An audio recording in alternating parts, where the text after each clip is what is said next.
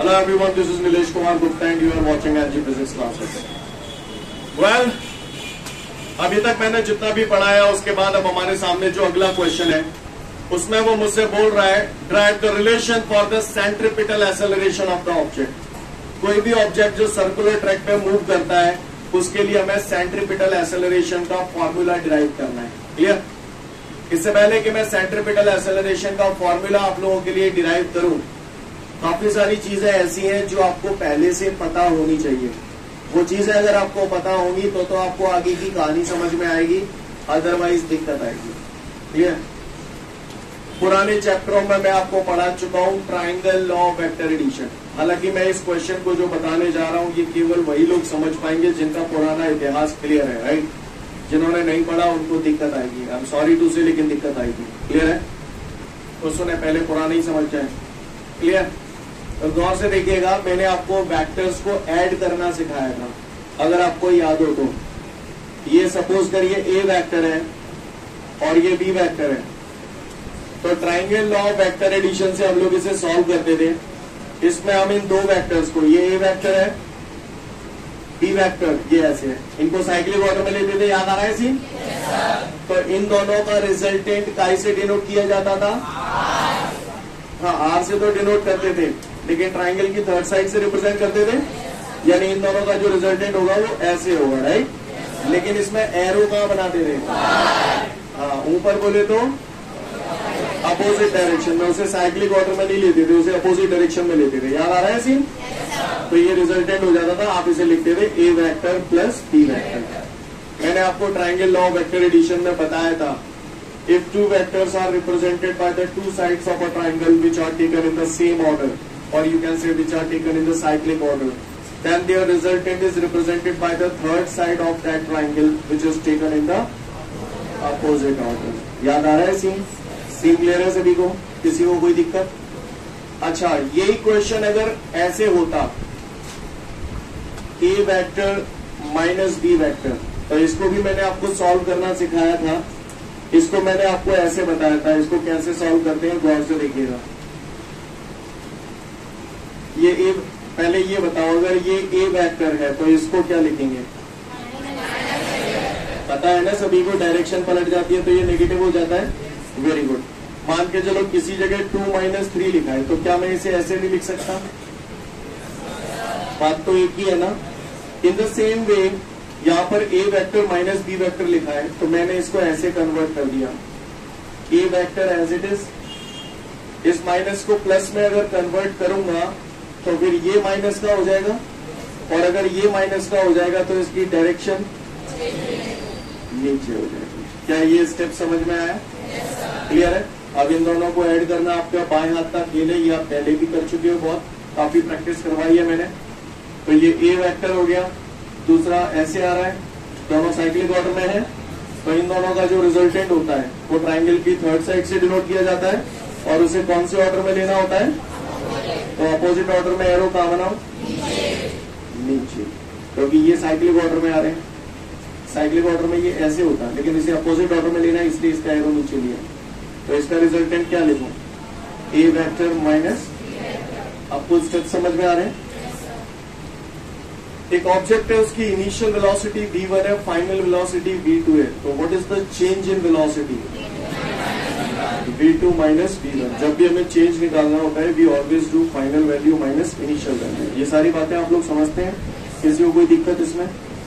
और छोटी छोटी बारीकियां हैं, मुझे जरा फटाफट बताते जाओ। मुझे एक बात बताओ, मैंने यहाँ पर ये दो चीजें लिखी हैं, ये भी लिखा है, ये भी लिखा है। आपको मुझे ये बताना है कि इसमें से कौन सी वेलोसिटी है और कौन सी स्पीड है? ये वाली स्पीड है, ये वेलोसिटी है। कैसे पता? एरो लगा है, वेक्टर क्वांटिटी है। ये वेलोसिटी है और ये स्पीड है। समझ में आता है आप सभी को? आपके हिसाब से ये स्पीड है, ये वेलोसिटी है। अच्छा, ये क्या है फिर? स्पीड है ना, बता चुका हूं। वेलोसिटी पे मॉड लगा दिया, यानी वेलोसिटी के मैग्नीट्यूड की बात कर रहा हूं, और वेलोसिटी का मैग्नीट्यूड बोले तो स्पीड, यानी ये भी स्पीड है, ये भी स्पीड है, और ये वेलोसिटी है। सीन क्लियर है सभी को? बातें समझ में आती हैं जो मैं बोल रहा हूं? अच्छी बात है, ये बात आपको समझ में आती है। आगे की बात करता हूं, गौर से देखिएगा सभी लोग, क्योंकि मैं ये वो चीजें बता रहा हूं जो इस डेरिवेशन को समझने के लिए बहुत जरूरी है, अदरवाइज दिक्कत आएगी। ये मान के चलिए एक डोरी है, ये सब मैं बता चुका हूं पहले। ये डोरी है, इससे एक पत्थर बना हुआ है और इस पत्थर को मैं ऐसे घुमा रहा हूं, राइट? तो ये पत्थर ऐसे घूम रहा है लाइक दिस। जब ये पत्थर घूम रहा है, इस मूवमेंट पे जब पत्थर यहाँ आ गया घूमते हुए और इस मूवमेंट पे मैंने डोरी अपने हाथ से छोड़ दी, तो बताओ ये पत्थर कहाँ जाएगा? मैं आपको एक एग्जांपल बताता हूँ, ये गौर से देखिए। ये देख रहे हो आप, ये कपड़े को डोरी मान लो, इस हिस्से पे पत्थर बना हुआ है और इस हिस्से को मैंने अपने हाथ से पकड़ रखा है। अब मैं इसे ऐसे घुमा रहा हूँ, राइट? अब तो मेरी बात समझ में आ रही है? मैं इसे ऐसे घुमा रहा हूँ घूमते हुए, जब ये वाला हिस्सा इस मूवमेंट पे आ जाए और यहाँ पर मैं अपने हाथ को छोड़ दूं, समझ रहे हैं ना मेरी बात को? तो ऐसी सिचुएशन में ये कहाँ जाएगा? ऊपर जाएगा। जाएगा कि नहीं जाएगा? बात समझ में आ रही है सभी को? यानी अगर ये पत्थर घूमता हुआ यहाँ आया, इस मूवमेंट में लाके छोड़ूंगा तो यहाँ पर ये पत्थर ऐसे जाएगा। इस मूवमेंट में लाके छोड़ता तो ऐसे जाता। बोलो भैया, इस मूवमेंट में लाके छोड़ता तो यहाँ पर ऐसे। नहीं है बात समझ?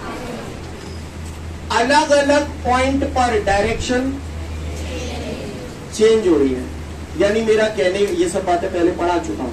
अलग अलग पॉइंट पर वेलोसिटी सेम है या अलग अलग है?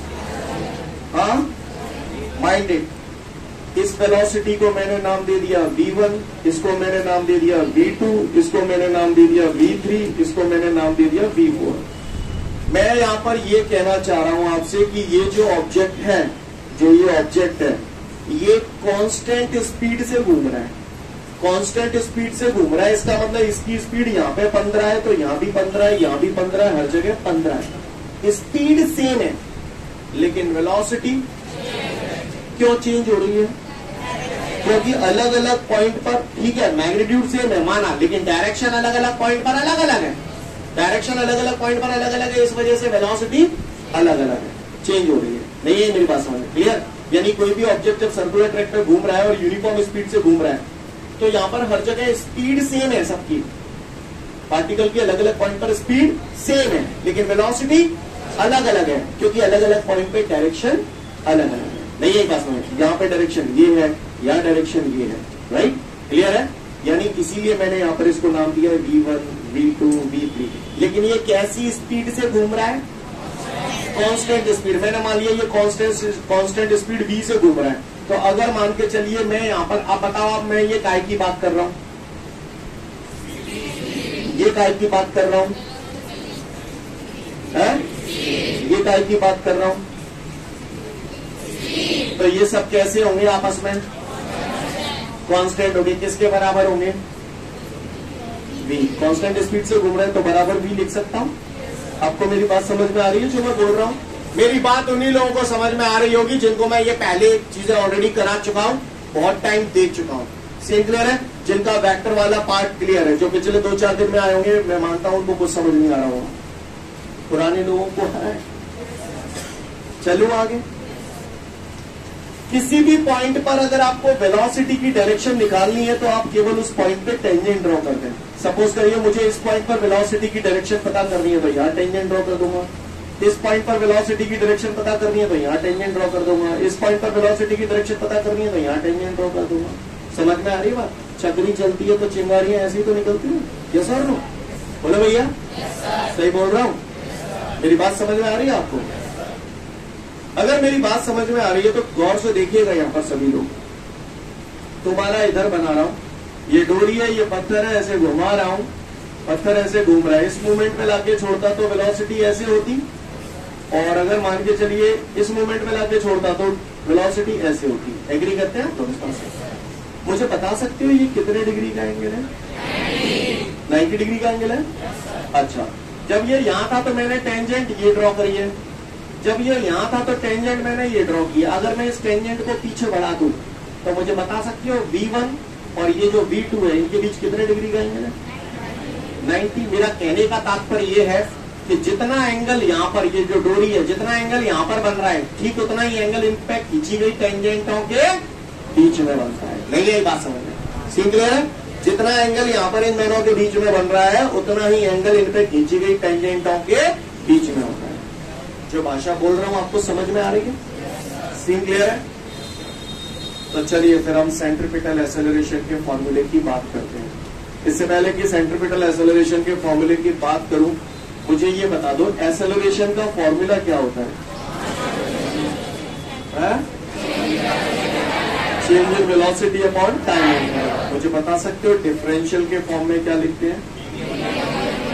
dv upon dt। ऐसा हम सब लोग जानते हैं, ये एक्सेलरेशन का फॉर्मूला है, राइट?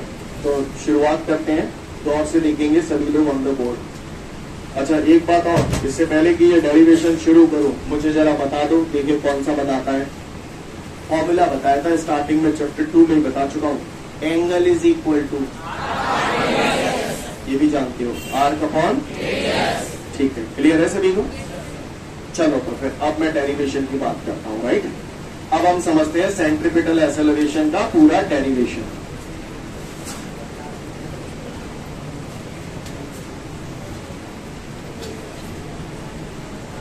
लुक एवरीवन,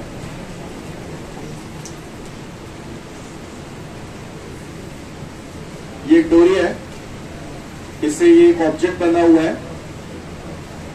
ये ऑब्जेक्ट ऐसे घूम रहा है, सीन क्लियर है भैया सभी को? ये फिक्स पॉइंट है O, जिसके चारों तरफ ये ऑब्जेक्ट घूम रहा है। इस ऑब्जेक्ट बोल दो, पार्टिकल बोल दो, कुछ भी बोल दो। मैंने मान लिया स्टार्टिंग में पार्टिकल ए पोजीशन पर है, राइट? पार्टिकल ने घूमना शुरू किया और पार्टिकल धीरे धीरे थोड़ी सी देर में ए पॉइंट से बी पॉइंट पे आ गया। दिख रहा है आप सभी को? तो जाहिर सी बात है ये डोरी जो है वो ऐसे हो जाएगी, नहीं हो जाएगी? अब पार्टिकल ने ए से लेके बी तक का डिस्टेंस ट्रेवल किया। मुझे एक बात बताओ, ये पार्टिकल ऐसे घूम रहा है, पॉइंट ओ के चारों तरफ घूम रहा है। अगर इस पार्टिकल को घूमते हुए इस मोमेंट पे लाके छोड़ देता तो ये कहां जाता? ऊपर, यानी this is the direction of velocity, v1 vector. Scene clear है सभी को? कोई दिक्कत? इस मोमेंट पे लाके छोड़ता तो ऐसे जाता, यस और no? This is the v2 vector. कोई दिक्कत? मैंने मान लिया पार्टिकल जो है वो ए से लेके बी तक जाता है, तो small amount of distance travel कर रहा है। तो अगर ये distance small amount of distance है तो ये angle small amount of angle होगा। स्मॉल अमाउंट ऑफ एंगल को आप कैसे डिनोट करते हो? D theta. यानी मैंने मान लिया यहाँ पर जो एंगल ट्रेवल कर रहा है ये डी थीटा है। अब आप बताओ, ये एंगल स्मॉल है तो ए से लेके बी तक पहुंचने में डिस्टेंस भी स्मॉल है, तो ए से लेके बी तक पहुंचने में जो टाइम लगेगा वो स्मॉल होगा या बिग टाइम होगा? स्मॉल अमाउंट ऑफ टाइम को कैसे डिनोट करते हैं? तो मैं ये बोल सकता हूँ कि ए से लेके बी तक पहुंचने में जो टाइम लग रहा है वो डी टी टाइम लग रहा है। यहाँ तक नजारा क्लियर है आप सभी को? किसी को कोई दिक्कत? सबको बात समझ में आ रही है? आगे बढ़ जाऊं। मुझे निकालना है एक्सेलरेशन, और एक्सेलरेशन का फॉर्मूला होता है change in velocity upon time interval. तो सबसे पहले मुझे क्या निकालना पड़ेगा? Change in. तो मुझे चेंज इन वेलोसिटी चाहिए। तो मुझे दिख रहा है ए पॉइंट पे वेलोसिटी v1 है और बी पॉइंट पे वेलोसिटी v2 है, राइट? अब ए पॉइंट पे वेलोसिटी v1 है, बी पॉइंट पे वेलोसिटी v2 है। मुझे निकालना है चेंज इन वेलोसिटी। मैं क्या करूं? शाबाश, v2 माइनस। तो गौर से देखिएगा, v2 ऐसे जा रहा है तो ये मैंने v2 बना दिया, v2 वेक्टर। सीन क्लियर है? माइनस v1 ऐसे जा रहा है तो ये हो गया v1 गॉट इट एवरीवन? तो अभी मैंने जैसे कि ट्रायंगल लॉ वेक्टर एडिशन बताया था वैसे इसे सॉल्व करना है। आगे देखिए, v2 vector as it is, इस माइनस को प्लस में अगर कन्वर्ट करना है तो माइनस इधर आ जाएगा, डायरेक्शन क्या हो जाएगी? सीन क्लियर है सभी को? किसी को कोई दिक्कत? भाषा समझ में आ रही है? आगे बढ़ रहा हूं। तो चलिए ट्रायंगल लॉ लगाते हैं इसमें। v2 वेक्टर ऐसे जा रहा है तो ये मैंने v2 वेक्टर बना दिया like this. Minus v1 vector ऐसे जा रहा है, साइक्लिक ऑर्डर में ले रहा है, ऐसे ले लूं? बोलो भैया, माइनस v1 वेक्टर। कोई दिक्कत? अब आप ही बता दो। रिजल्टेंट कैसे बनाओ? ट्रायंगल की थर्ड साइड से रिप्रेजेंट किया जाएगा। एरो किस तरफ लगाऊं? इस तरफ लगाऊं कि उस तरफ लगाऊं? इस तरफ। अपोजिट ऑर्डर में लेना होता है। ये मैंने एरो लगा दिया। क्लियर है? तो फाइनली आपका जो रिजल्टेंट आएगा वो क्या आ गया? V2 vector minus V2 minus V1 क्या होता है? Change in velocity. तो चेंज इन वेलोसिटी है तो मैं इसे dV लिख दूं। dV is the change in velocity. बोला भैया? मैंने सुना है कि जितना एंगल इन दोनों के बीच में होता है उतना ही एंगल इन पे खींची गई टेंजेंटों के बीच में होगा। जैसा कि मैंने थोड़ी देर पहले दिखाया था आपको। क्योंकि इन दोनों के बीच का एंगल d थीटा है, तो बताओ मुझे V1 और V2 के बीच का एंगल कितना होगा? तो ये V1 है, ये V2 है, तो what about this angle? d theta. किसी को कोई दिक्कत? सीन क्लियर है? अच्छा, यहां पर मैंने ये माना है कि ये जो पार्टिकल है पॉइंट O के अबाउट चारों तरफ घूम रहा है और कांस्टेंट स्पीड से घूम रहा है। कैसी स्पीड से घूम रहा है? Constant speed. कांस्टेंट स्पीड को V नाम दे दो। तो स्पीड यहाँ भी V होगी, यहाँ भी V होगी, यहाँ भी V, हर पॉइंट पर स्पीड तो V होगी, लेकिन वेलोसिटी V1 V2 होगी। तो क्यों बोल रहा हूं, समझ में आ रही है ना? अगर मैं आपसे ये बोलूं कि मॉड V1 बराबर मॉड V2 बराबर काय के लिखूं? बता। V के लिखूं। क्यों लिख रहा हूं, समझ में आ रही है बात? क्योंकि हर जगह स्पीड तो सेम है, वेलोसिटी अलग अलग है। एग्री करते हैं आप लोग मेरी इस बात से? तो बस कहानी खत्म, कुछ बचा नहीं। आप ही बता दो एंगल इज इक्वल टू क्या होता है? लगा दो फॉर्मूला। इस ट्रायंगल पे मैं लगा रहा हूं तो एंगल हो गया d थीटा, आर्क हमारा हो गया V2 माइनस V1, और रेडियस के तौर पे मैं इसे भी ले सकता हूं, इसे भी ले सकता हूं। यस और नो? तो मैं अप्लाई कर रहा हूं। मैंने लिखा यार, चूंकि angle is equal to arc upon radius. Angle हो गया हमारा d थीटा, आर्क हमारा ऐसे लिख दूं V2 vector minus V1 vector upon radius. Radius यहां पर कितना है? अब रेडियस के तौर पर ये भी लिख सकते हो, ये भी लिख सकते हो। रेडियस क्या है?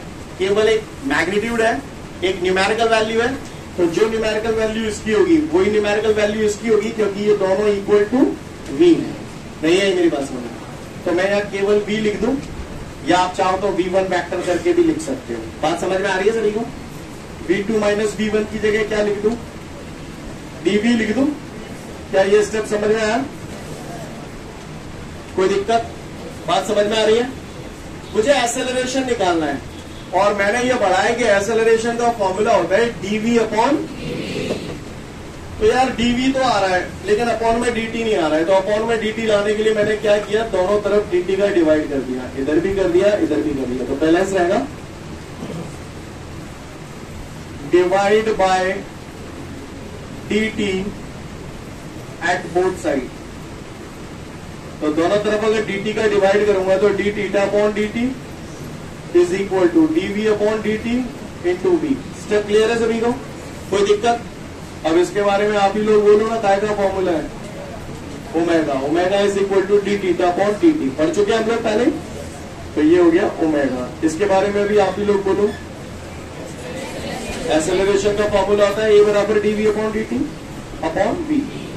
v को इधर क्रॉस मल्टीप्लाई कर दूंगा तो ये क्या हो जाएगा? a is equal to d omega या ओमेगा v, राइट? ये सेंट्रीपिटल एक्सेलरेशन का पहला फॉर्मूला आ गया, a is equal to v omega. Okay, आगे बढ़ो। अब इससे हम दुनिया भर के और भी फॉर्मूलाज बना सकते हैं। अगला फॉर्मूला बना रहा हूं, a इज इक्वल टू, हम लोगों ने बचपन में सुना था omega is equal to v upon r. सुना है या नहीं सुना है? Omega is equal to v upon r होता है। तो ओमेगा की जगह v अपॉन आर प्लेस करूंगा। तो देखो ये v as it is, omega की जगह v अपॉन आर रखा, तो a इज इक्वल टू आपका हो जाएगा v स्क्वायर अपॉन आर। ये एक और फॉर्मूला आ गया सेंट्रीपिटल एक्सेलरेशन का। समझ में आ रही है बात सभी को? किसी को कोई दिक्कत? आगे बढ़ो, आगे बढ़ रहा हूं। एक और फॉर्मूला बना रहा हूं इससे, a is equal to upon r. अब आप गौर से देखिएगा, v स्क्वायर रह गया है। इस फॉर्मूले से देखो v बराबर आर ओमेगा लिख सकता हूं? बताओ भाई, आर ओमेगा लिख सकता हूं? तो v की जगह मैंने यहाँ पर आर ओमेगा लिखा, तो चूंकि v का स्क्वायर है तो ऐसे लिखूं r square omega square. Step clear है सभी को? हाँ, आर से स्क्वायर कैंसिल हो जाएगा, तो सेंट्रीपिटल एक्सेलरेशन का फॉर्मूला आ गया ओमेगा स्क्वायर। तीन फॉर्मूले आ गए सेंट्रीपिटल एक्सेलरेशन के, a is equal to v omega, a is equal to v square upon r और a is equal to omega square. Clear? पागलों की तरह हर एक फॉर्मूले को याद करने मत से पड़ जाना। क्लियर? एक से दूसरा फॉर्मूला हम लोग बना सकते हैं, तो टेंशन लेने की जरूरत नहीं, कोई एक फॉर्मूला याद रखना। मेरा कहना माने तो इसको याद रखना, ये आपको बहुत ज्यादा हेल्प करेगा। क्लियर है? पर आए कैसे हैं एक दूसरे से, बात समझ में आ रही है आप सभी को? फटाफट पढ़ लें, फिर आगे की बात करूंगा। तो इसके बाद हमारे को जो नोट दिया है उसमें सारे फॉर्मूलाज एक साथ लिखे हुए हैं। नाम है यहाँ पर centripetal acceleration. Centri word clear indicate कर रहा है सेंटर। क्लियर? आप लोग एक बात अपने दिमाग में उतार लें, कोई भी ऑब्जेक्ट सर्कुलर ट्रैक पे अगर घूमता है, कोई भी ऑब्जेक्ट अगर सर्कुलर ट्रैक पे घूमता है तो उसके लिए सेंट्रीपिटल एक्सेलरेशन और सेंट्रीपिटल फोर्स की रिक्वायरमेंट होती है। Without centripetal force circular motion is not possible. Clear? फिर से बोल रहा हूं, without centripetal force circular motion is not possible. कभी भी कोई भी ऑब्जेक्ट जब सर्कुलर ट्रैक पे घूमता है तो उस ऑब्जेक्ट पे सेंटर की तरफ एक फोर्स लगता है जिसे हम लोग बोलते हैं सेंट्रीपिटल फोर्स, है ना? सेंट्रीपिटल फोर्स और सेंट्रीपिटल एक्सेलरेशन दोनों की जो डायरेक्शन होती है that is always towards the centre of the circle. Clear? कोई भी पूछे सेंट्रीपिटल फोर्स की डायरेक्शन कहाँ होती है, तो towards the centre. Centripetal acceleration की डायरेक्शन कहाँ होती है, towards the centre of the circle. वही नोट में लिखा हुआ है, the direction of centripetal acceleration is always towards the centre of the circle. Go through it. इसके बाद हमारे सामने अगला क्वेश्चन है, डिफाइन सेंट्रीपिटल फोर्स। फोर्स का फॉर्मूला क्या होता है? फोर्स का फॉर्मूला जैसे होता है मास इनटू एक्सेलरेशन, वैसे ही सेंट्रीपिटल फोर्स का फॉर्मूला होता है centripetal force is equal to mass into centripetal acceleration. Clear? यानी सेम फॉर्मूला है, centripetal force is equal to mass into centripetal acceleration. किसी ने पूछा सेंट्रीपिटल फोर्स क्या होता है, तो आप सिंपल डेफिनेशन भी बोल सकते हो, the product of mass and centripetal acceleration is called centripetal force. Right? या तो ये डेफिनेशन दे दो, या फिर जो मैंने अभी बोला वो भी बोल सकते हैं कि किसी भी ऑब्जेक्ट को सर्कुलर ट्रैक पे घूमने के लिए सेंटर की तरफ एक फोर्स की रिक्वायरमेंट होती है और इस फोर्स को हम लोग बोलते हैं सेंट्रीपिटल फोर्स। कोई भी पूछे सेंट्रीपिटल फोर्स की डायरेक्शन कहाँ होती है, तो towards the centre of the circle. Without centripetal force circular motion is not possible. Clear है? इधर देखिए, तो फोर्स का formula mass into centripetal acceleration. अब इसके और भी फॉर्मूलाज लिख रहा हूं, मास, ये इधर लिख देता हूं, मास इनटू सेंट्रीपिटल एक्सेलरेशन का फॉर्मूला ये भी तो पढ़ा है आपने, तो एक की जगह वी ओमेगा लिख दो। बोलो भैया, एक फॉर्मूला ये आ गया, और लगाओ, एक की जगह वी स्क्वायर अपॉन आर भी तो लिख सकता हूं, तो वी स्क्वायर अपॉन आर भी आ गया। बोलो भैया, और एक की जगह अगर मैं चाहूं तो ओमेगा स्क्वायर आर भी लिख सकता हूं, तो f is equal to m omega square r भी लिख सकता हूं। समझ पा रहे हैं मेरी बात को? तो ये सारे सेंट्रीपिटल फोर्स के ही फॉर्मूलाज हैं। क्लियर है? बात समझ में आ रही है? किसी ने पूछा सेंट्रीपिटल फोर्स होता क्या है, तो क्या बोल देंगे, the product of mass and centripetal acceleration is called centripetal force. या फिर किसी भी ऑब्जेक्ट को सर्कुलर ट्रैक पर घूमने के लिए सेंटर की तरफ एक फोर्स की रिक्वायरमेंट होती है जिसको हम लोग बोलते हैं सेंट्रीपिटल फोर्स। कहानी समझ में आ रही है? सीन क्लियर है सभी को? एक बार पढ़ लें, फिर आगे की बात करूंगा। यहां तक सीन क्लियर है सभी को? तो अगर किसी ने भी पूछा तो बता देंगे ऐसे, without centripetal force circular motion is not possible. अब मेरी बात थोड़ी सी ध्यान से सुनना, हमने बोला था बहुत, समझा भी ठीक है कि भैया कोई भी ऑब्जेक्ट सर्कुलर ट्रैक पर घूमता है तो उसे घूमने के लिए एक सेंट्रीपिटल फोर्स चाहिए। सही बोल रहा हूं ना? अब इसके एक आध एग्जाम्पल देखते हैं तो आपके दिमाग में थोड़ा सा बैठेगा कि सीन क्या है। राइट? तो गौर से देखिएगा, अर्थ सन के चारों तरफ घूमती है। सही बोल रहा हूं? जैसे ये सन है, सन के चारों तरफ ये अर्थ घूम रही है, तो ये भी तो सर्कुलर ट्रैक पे घूम रही है। बोलो भैया, इसे सेंट्रीपिटल फोर्स कहां से मिलेगा? क्योंकि घूमने के लिए तो सेंट्रीपिटल फोर्स चाहिए और सेंट्रीपिटल फोर्स हमेशा सेंटर की तरफ लगता है। अब इसे कौन दे रहा है? तो भैया ये जो सन है वो अर्थ पे लगातार ग्रेविटेशनल फोर्स लगा रहा है और यही ग्रेविटेशनल फोर्स जिम्मेदार होता है सर्कुलर मोशन के लिए। यानी यहाँ पर इसे घूमने के लिए जो सेंट्रीपिटल फोर्स चाहिए उसके लिए जिम्मेदार कौन है? Gravitational force. सन इस पे जो ग्रेविटेशनल फोर्स लगा रहा है ना, इससे उसे सेंट्रीपिटल फोर्स मिल रहा है। अभी मैं डोरी को हाथ में पकड़कर पत्थर को घुमा रहा था तो वहां भी सेंट्रीपिटल फोर्स चाहिए पत्थर को, तो वो कौन दे रहा था? मेरा हाथ दे रहा था। मेरा हाथ उस पत्थर को लगातार अंदर की तरफ खींचे हुए था, क्योंकि जैसे ही मैं अपना हाथ छोड़ दूंगा तो वो निकल लेगा साइड से। यस और नो? हम आप लोगों ने केमिस्ट्री में एक चैप्टर पढ़ा होगा एटॉमिक स्ट्रक्चर। एटॉमिक स्ट्रक्चर में आप लोगों ने पढ़ा होगा न्यूक्लियस के चारों तरफ इलेक्ट्रॉन चक्कर लगाते हैं। न्यूक्लियस पे पॉजिटिव चार्ज होता है और न्यूक्लियस के चारों तरफ इलेक्ट्रॉन चक्कर लगाते हैं। अब भैया इलेक्ट्रॉन पे नेगेटिव चार्ज होता है, अब ये भी सर्कुलर मोशन में घूम रहा है तो सेंट्रीपिटल फोर्स तो इसको भी चाहिए। अब इसको सेंट्रीपिटल फोर्स कहां से मिलेगा? तो हमने ये पढ़ा है ऑपोजिट चार्ज होते हैं तो इनके बीच में अट्रैक्शन फोर्स लगता है। माइंडेड चार्जेस के बीच में जो फोर्स लगता है उसे इलेक्ट्रोस्टैटिक फोर्स कहा जाता है। कौन सा फोर्स कहा जाता है? जैसे यहाँ पर इसे ग्रेविटेशनल फोर्स बोल रहे हैं, वैसे ही दो चार्जेस के बीच लगने वाले फोर्स को इलेक्ट्रोस्टैटिक फोर्स बोलते हैं। तो इलेक्ट्रॉन को न्यूक्लियस के चारों तरफ घूमने के लिए जो सेंट्रीपिटल फोर्स चाहिए वो काय से मिल रहा है? इलेक्ट्रोस्टैटिक फोर्स से। न्यूक्लियस इस पे जो अट्रैक्शन फोर्स लगा रहा है वो काम करेगा किस चीज का?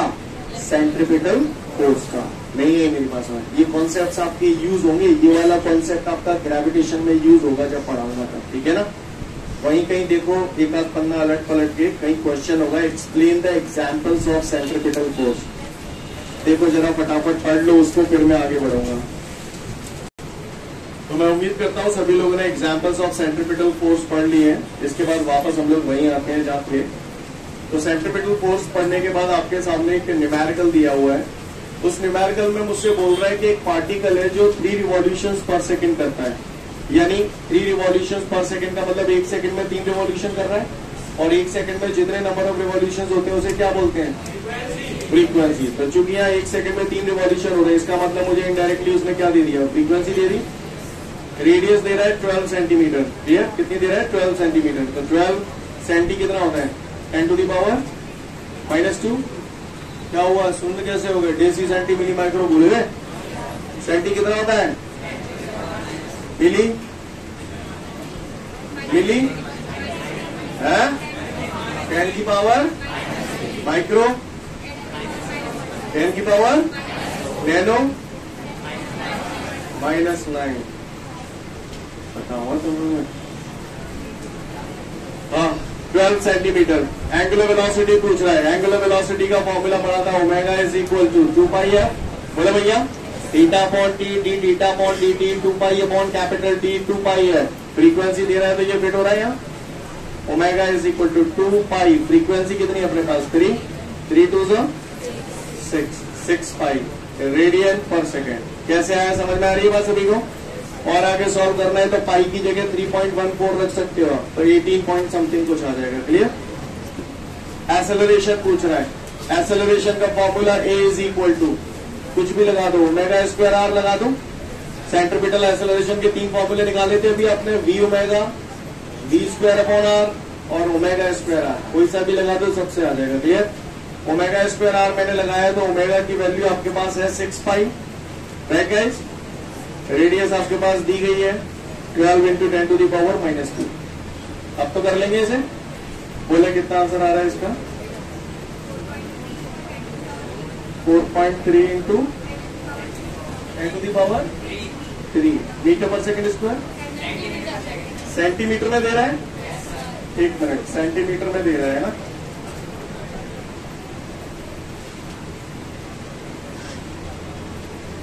टेन की पावर 1 मीटर पर सेकेंड ऐसे लिखना है, क्योंकि अपन ने सेंटीमीटर को मीटर में चेंज कर लिया ना, इसलिए इसको भी हटा दो। 43 लिखा रहने दो, ये ज्यादा अच्छा लगेगा। ये लिख लो।